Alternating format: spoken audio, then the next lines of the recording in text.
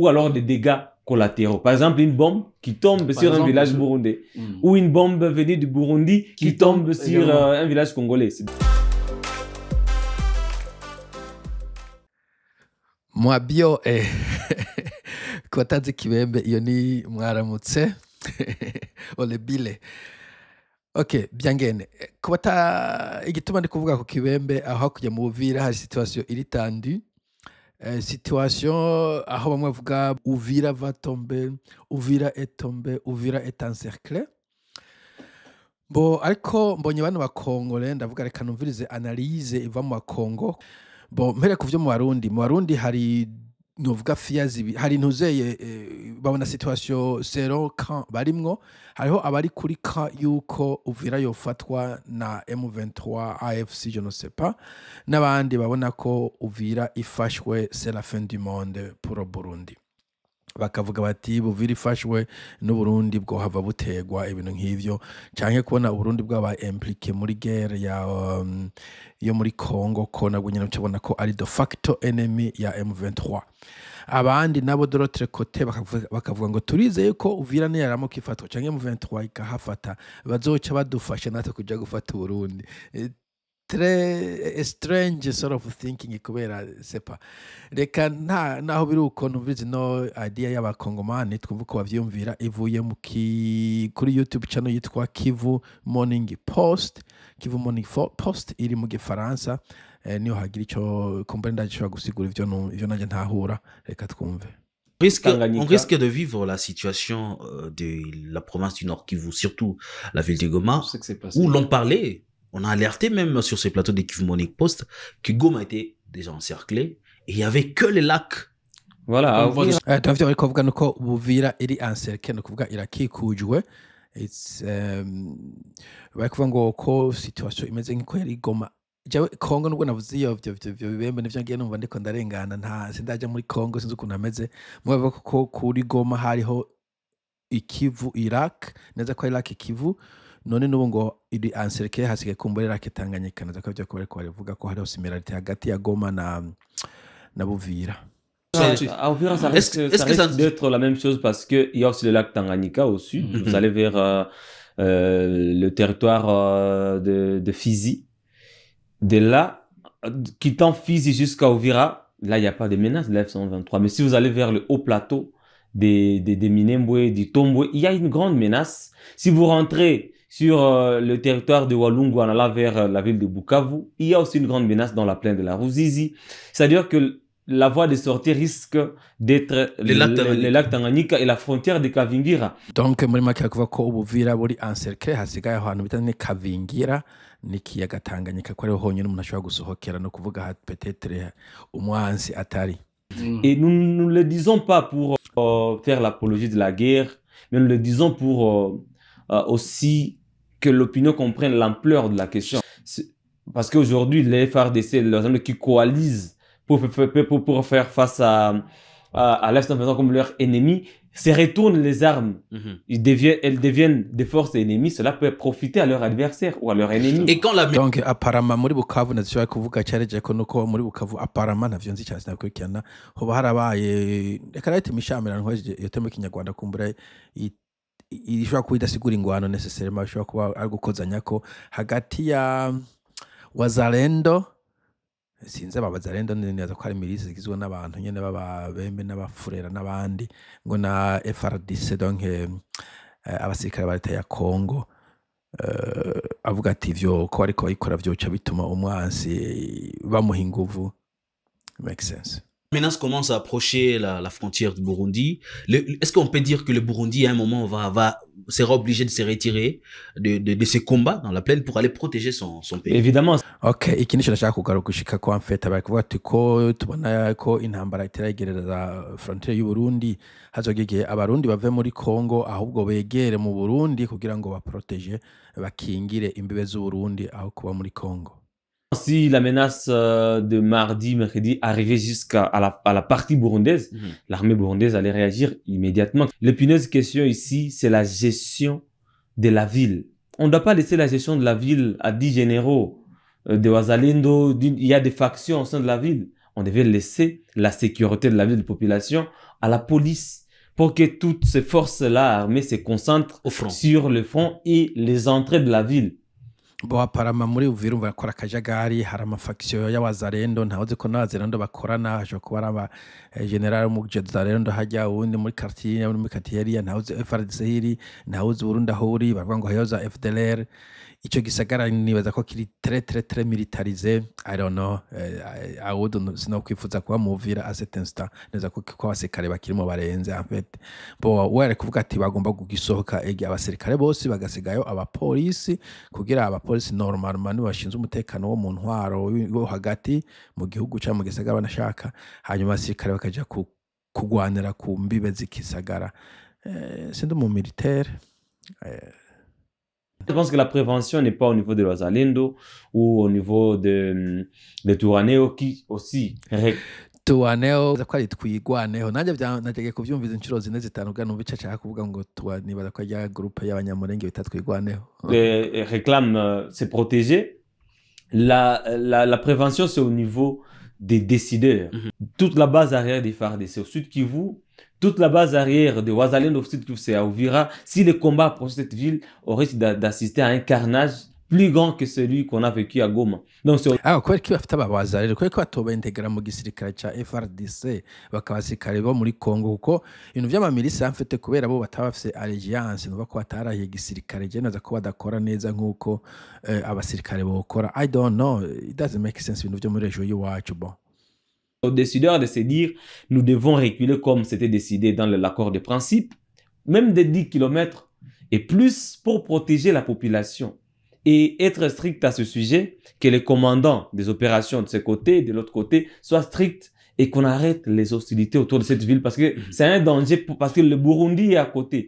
Il suffit juste d'un faux pas et le conflit sera régional. Ok, nous va connaître un problème que je vais régional, mais il y a un faux pas. Notamment yavuze yuko nk'abo bagwanye iyo batera basogeza frontière burundaise ko vyaguhava bitera induru. Est-ce que aujourd'hui avec ces affrontements à Kavimvira, c'est quand même à la frontière avec le Burundi, on y va à pied pour être au Burundi. Est-ce qu'on ne risque pas de faire de cette guerre une guerre vraiment régionale avec l'M23 qui considère déjà le Burundi comme partie au conflit? Kavimvira on va hagera Burundi kunachokana n'amaguru. Wow. Tout le monde sait déjà que Uvira est devenue une ville surmilitarisée. Nous avons toutes les forces là-bas confondues, les Wazalendo, les forces armées de la République démocratique du Congo. Nous avons également, naturellement, sûrement ceux-là qui sont visibles aussi, l'armée burundaise également, c'est au niveau de la frontière. Il faudrait plutôt que les autorités créent des stratégies pour sécuriser la frontière et essayer un peu de désengorger la ville. Neza ko kuvuga ko do mu Uvira hari abasirikare benshi cyane baba FARDC baba Congo, hanyuma bo Wazalendo naza ko n'abakora aba Congo, abasirikare b'abarundi. Sinzi ukuntu bakodana abantu nk'abo bose mu gisirikare mu ntuzeye, kuko abasirikare by'abantu b'akanyaro mose agomba kuvugana general n'indi general. Umva vuye muramuna no muri mama movie peut-être yo FBI na CIA sepa na LAPD bahuriye kuri case ukuntu bagwana ngo jewe ngo ndi federal ngo jewe ni local, ugasanga bariko bapfuhizi. Neza ko no muri Congo ashobora kuyo probleme y'ubugabo kwa ninde akaze muri kino gihugu ca Uvira, umva cyamaze kuba igihugu answa.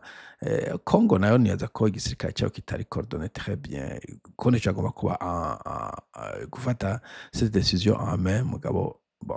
Je suis venu d'Uvira et j'ai parlé d'un élément important, c'est que la grande partie de la plaine de la Ruzizi est contrôlée, la sécurité dans la zone est contrôlée par le Burundi. Aujourd'hui, maintenant que l'M23 ne veut pas avoir de forces étrangères sur le sol congolais, on l'a vu, ils ont expulsé les mercenaires. Est-ce qu'on arrive à Uvira? Quel scénario possible? Baraza ko ikibazo kiri important. Alors hamwe bavuze ko aba M23 badashaka forces étrangères, kuvuga abagwanyi b'abanyamahanga, ko babwiye abamesene ko bahava, ariko ko ati none bashika bagasanga abarundi bariho nabo bizogenda gute? Il faut d'abord savoir, Blaise, que l'AFC M23 a déjà combattu l'armée burundaise au sein de la force de l'EAC. au Nord Kivu. Après le départ de la force de l'EAC, il y a un contingent burundais qui est resté à Mubambiro. Et lors des combats à Goma, autour de Goma, là, 123 a déjà combattu. Donc, il voit que igice cy'uburundi kimaze kurwana na M23 auparavant, ubwa mbere igihe bari muri rya contingent ya EAC canke Communauté Économique de l'Afrique de l'Est, Communauté East African Community. Hanyuma kandi ko EAC ihavuye hoba harasigaye contingent sepa abarundi basikare b'abarundi ko bari bamaze gutana mu mitwe en principe ko bari ku ruhande rwa FARDC ou FARDC. Si aujourd'hui la crise reprenait encore dans la zone, les combats reprenaient dans la zone dans la plaine de la Ruzizi, et si la 123 s'est décidé d'avancer vers Uvira, certainement il y aura des combats sur le sol congolais entre l'armée burundaise et l'armée révolutionnaire congolaise de l'F-123. Arumva bwati ni intambara yagenda ikaca mu Rusizi ikashika muri Uvira, sandote abarundi bazosanga abariko batana mitwe n'aba M23, ariko abarundi pana nk'abarundi nk'abari bigize coalition na armée congolaise igisika cy'igikongo.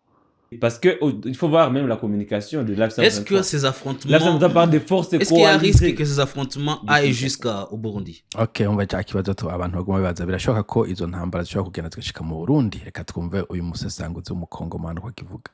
Je pense que l'F-123 n'aura pas intérêt parce que ça va être dangereux pour eux de combattre un pays voisin. La menace, l'élimination de la menace à la source. Si Bon, ico naje numva nico naguye mvuga niko mvuga atari kuvuga nibutse ahubwo uwundi mugani nakuze numva mu Burundi wa kera cyane. Hari gihe abami bugwana n'abami Burundi baguma baza baratana mu mitwe mu vyumve ni muri cadre si muri cadre y'ubu yavuba. Hanyuma ngo uwundi mutama bazati mbega igihe Uburundi no Rwanda batana mu mitwe we ntabwo wagize. Oh no, amuza we nta mutima wasimvye. Undi ati ekaje nta mutima wasimvye, ati nta wari ufise. Donc naza ko umuntu afise umutima kameme yumvise ibihugu ingwano à la frontière, we never know, biragoye kumenya bizotera bija bishobora kuva mu induru nyinshi cyane. Menace aller jusqu'au Burundi, est-ce que il y a pas risque que l'M23 aille éliminer la menace? Bah, comme je le disais, bon, on va y venir ndamaze kuvyuka ku bantu bari ku ruhande rwa M23 bavuga abarundi bavuga ati ubwo M23 afashe Uvira no gucitera Bujumbura etc. C'est une possibilité ariko nuko bashoboye no kuvyihoza kubera kenshi na kenshi kumena intambara à 5 francs usanga bitoroshe. Combat se mène sur le sol congolais.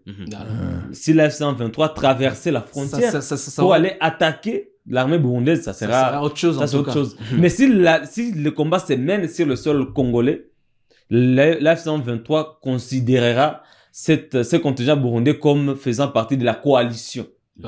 Bon, nazana ko vyumva muri Congo bien sûr bazobona ko ari coalition bakogwa na coalition peu importe urimwo mugabo kuja kugwana mu Burundi nibaza yuko AFC M23 ata intérêt nini babifisemo militairement et politiquement / diplomatiquement naza ko vyo bagora ku justifier ku buryo nibaza ko bazobanira kuri frontière badashobora kuza gutera Burundi officiellement au moins. Des partenaires. Parce que même la MONUSCO à un moment donné avait été considérée comme partie prenante au conflit. Et dans le sac ici, nous savons que l'F-123 a combattu aussi certains conseillers de la MONUSCO. C'est pourquoi il y a eu des Sud-Africains décédés sur le front. Ouais.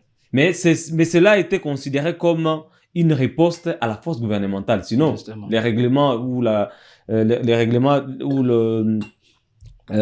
respect des droits humanitaires des guerres aurait coûté cher à l'F-123 qui aurait combattu la force de l'ONU. Voilà, donc nubwo M23 sinzi umunyarwanda neza kumva avuga ati bakeneye gufata legitimité bagakora gouvernement, c'est par représentation, bakeneye kuba une force to reckon with, ibateza kuba professional. Iyo mpamvu baca bikonforma ku mategeko mpuzamakungu gutera ikindi gihugu mutari kugwana ata revendication politique officielle vyogorana.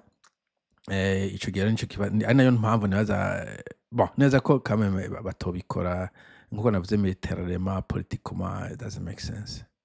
Mais comme c'était considéré comme une force faisant partie au conflit de la coalition gouvernementale, on n'a pas suivi des sanctions. Justement. Par exemple, si dans la plaine aussi, il faut que l'armée burundaise soit conséquente. Si vous êtes sur le sol congolais pour combattre la F-123, attendez-vous soit à vaincre cette force-là en face ou à être vaincu par elle.